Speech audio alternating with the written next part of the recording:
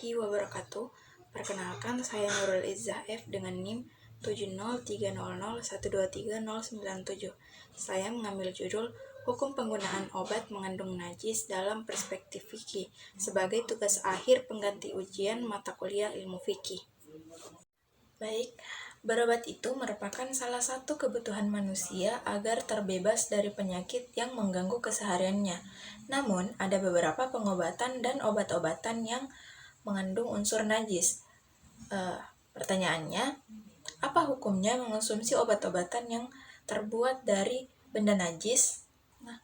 Dalam satu kitab menjelaskan bahwa satu pendapat kuat dalam mazhab Hanafiyah menjelaskan bahwa hukum berobat menggunakan sesuatu yang diharamkan, salah satunya adalah benda najis, adalah hukumnya haram. Nah, adapun hadis yang menjadi landasan keharaman tersebut adalah innallaha lam yaj'al sifaakum fima harrama alaikum, yang artinya sesungguhnya Allah Subhanahu wa taala tidak menaruh kesembuhan kalian pada sesuatu yang diharamkan bagi kalian.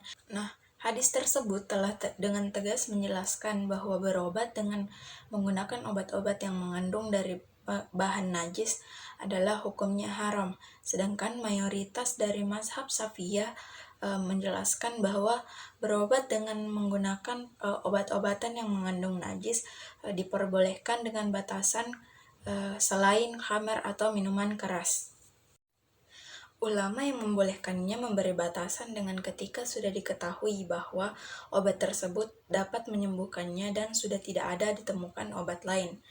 Nah, landasan hukum kebolehan pemberian obat benda yang mengandung benda najis adalah dalam hadis riwayat Bukhari, yang artinya dari Anas, beliau berkata, beberapa orang dari kabilah Uqli mendatangi Nabi Muhammad SAW dan menyatakan keislamannya. Namun mereka tidak cocok dengan iklim kota Madinah dan akhirnya mereka sakit. Lalu Nabi Muhammad SAW menyuruh mereka untuk mendatangi unta-unta sedekah untuk meminum air kemih dan susunya. Kemudian mereka melakukan perintah tersebut dan akhirnya mereka sembuh.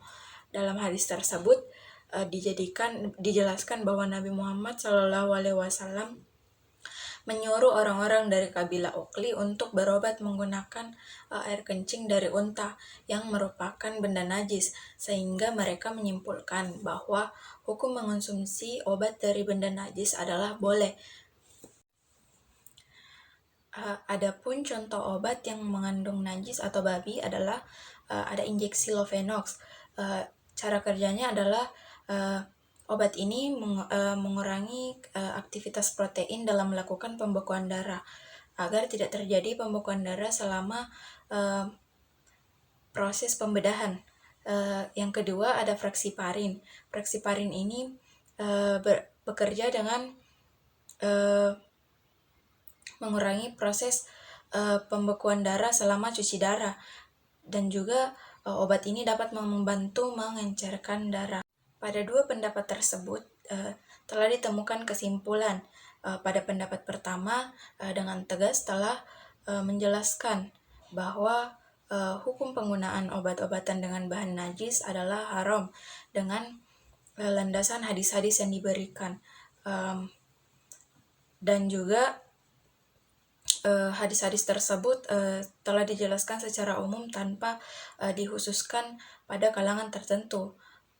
Pada pendapat kedua, hukum menggunakan obat-obatan dengan berbahan benda najis diperbolehkan dengan syarat obat tersebut dapat menyembuhkannya dan sudah tidak ditemukan obat lain, atau kata lain dengan hanya dengan dalam keadaan darurat.